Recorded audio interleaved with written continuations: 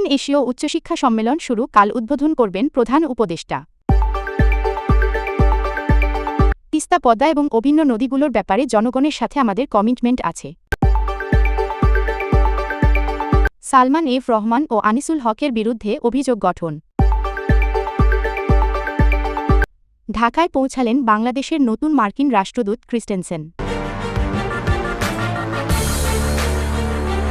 আগামীকাল মঙ্গলবার থেকে রাজধানীতে শুরু হচ্ছে ৩ দিনব্যাপী দক্ষিণ এশীয় আঞ্চলিক সম্মেলন, উচ্চশিক্ষার বর্তমান অবস্থা ও ভবিষ্যৎ দিক নির্দেশনা -২০২৬।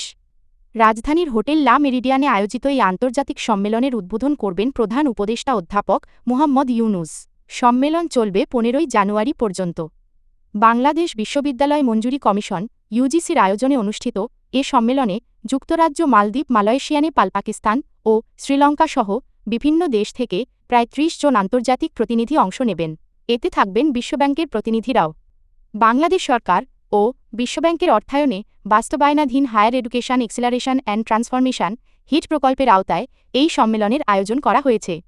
উদ্বোধনী অনুষ্ঠানে বিশেষ অতিথি থাকবেন শিক্ষা উপদেষ্টা অধ্যাপক ডা চৌধুরী রফিকুল আবরার। সভাপতিত্ব করবেন ইউজিসি চেয়ারম্যান অধ্যাপক ড.এস.এম.এ ফায়েজ। এছাড়া বক্তব্য দেবেন শিক্ষা সচিব রেহানা পারভীন ও বিশ্ব ব্যাংকের ডিভিশন ডিরেক্টর জে.পেম। সম্মেলনে সার্কভুক্ত দেশের উচ্চশিক্ষা কমিশনের প্রতিনিধি, বিশ্ববিদ্যালয়ের উপাচার্য, শিক্ষাবিদ, গবেষক ও কূটনীতিকরা অংশ নেবেন। ইউজিসি জানিয়েছে, দেশের উচ্চশিক্ষার মান উন্নয়ন এবং দক্ষিণ এশিয়ার উচ্চশিক্ষা সহযোগিতা জোরদার করতেই এই আয়োজন। ভারত প্রসঙ্গে বিএনপি মহাসচিব মির্জা ফখরুল ইসলাম আলমগীর বলেছেন, পারস্পরিক সম্মানের ভিত্তিতেই দুই দেশের সম্পর্ক পরিচালিত হবে। বাংলাদেশ ভারতের সঙ্গে ভালো আচরণ করলে ভারতের বিরূপ আচরণও কমবে, এমন মন্তব্য করেন তিনি। ঠাকুরগাঁওয়ে নিজ বাসভবনে সাংবাদিকদের সঙ্গে আলাপকালে তিনি বলেন, তিস্তা, পদ্মা ও অন্যান্য অভিন্ন নদীর পানি বণ্টন নিয়ে ভারতের সঙ্গে আলোচনায় বসবে বিএনপি। জনগণের সঙ্গে এ বিষয়ে তাদের প্রতিশ্রুতি রয়েছে বলেও জানান তিনি। দেশের আইন শৃঙ্খলা পরিস্থিতি নিয়েও উদ্বেগ প্রকাশ করেন মির্জা ফখরুল। তিনি বলেন, এখন পর্যন্ত পরিস্থিতির উল্লেখযোগ্য উন্নতি হয়নি। অস্ত্র উদ্ধারেও সরকার ব্যর্থ হয়েছে। তবে নির্বাচনের সময় পরিস্থিতির উন্নতি হবে বলে আশা প্রকাশ করেন তিনি।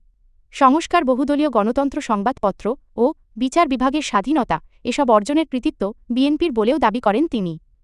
ফ্যাসিবাদ প্রসঙ্গে সাংবাদিকদের প্রশ্নের জবাবে মির্জা ফখরুল বলেন, বিএনপি ভয় পায় না। ফ্যাসিবাদ মোকাবিলা করতে তারা প্রস্তুত।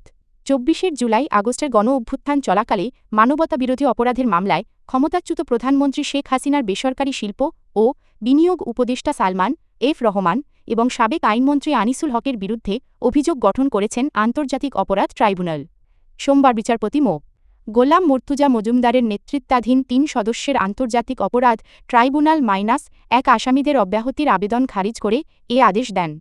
একই সঙ্গে মামলার সূচনা, বক্তব্য ও সাক্ষ্য গ্রহণের তারিখ নির্ধারণ করা হয়েছে আগামী ১০ই ফেব্রুয়ারি। ট্রাইব্যুনালে আসামি পক্ষে শুনানি করেন সিনিয়র আইনজীবী মনসুরুল হক চৌধুরী। প্রসিকিউশনের পক্ষে শুনানি করেন chief prosecutor Mohammad Tajul Islam. Prosecution জানায়, গত ৪ ডিসেম্বর সালমান এফ রহমান ও আনিসুল হকের বিরুদ্ধে আনুষ্ঠানিক অভিযোগ দাখিল করা হয়, যা পরে ট্রাইব্যুনাল গ্রহণ করে। অভিযোগ অনুযায়ী জুলাই-আগস্টে ছাত্র জনতার আন্দোলনের সময় সালমান ও আনিসুলের মধ্যে ফোনালাপ হয়। সেখানে কারফিউ চলাকালে আন্দোলনকারীদের শেষ করে দেওয়ার কথা বলা হয়। এরপর দেশজুড়ে ছাত্র জনতার ওপর নির্বিচারে গুলিবর্ষণের ঘটনা ঘটে। বাংলাদেশে নিযুক্ত যুক্তরাষ্ট্রের নতুন রাষ্ট্রদূত ব্রেন্ট টি. ক্রিস্টেনসেন ও তার স্ত্রী ডিয়ান ডাও ঢাকায় পৌঁছেছেন।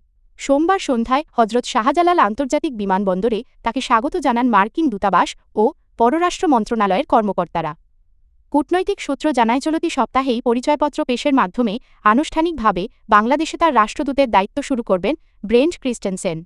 আগামী দুদিন তিনি পররাষ্ট্র সচিব আসাদ আলম সিয়াম ও রাষ্ট্রাচার বিভাগের প্রধান নুরুল ইসলামের সঙ্গে বৈঠক করবেন। বৃহস্পতিবার রাষ্ট্রপতি মো. সাহাবুদ্দিনের কাছে পরিচয়পত্র পেশ করবেন তিনি। এর আগে ৯ জানুয়ারি যুক্তরাষ্ট্রের পররাষ্ট্র দপ্তরে শপথ নেন ব্রেন্ট ক্রিস্টেনসেন। শপথ শেষে ঢাকায় মার্কিন দূতাবাস তাকে আনুষ্ঠানিকভাবে স্বাগত জানায়। দায়িত্ব গ্রহণের প্রতিক্রিয়ায় ব্রেন্ট ক্রিস্টেনসেন বলেন, বাংলাদেশে রাষ্ট্রদূত হিসেবে কাজ করতে পারা তার জন্য সম্মানের। বাংলাদেশকে তিনি ভালোভাবে চেনেন এবং আবার ফিরে আসতে পেরে আনন্দিত। দুই দেশের সম্পর্ক আরও জোরদার করতে কাজ করার আগ্রহ প্রকাশ করেন তিনি।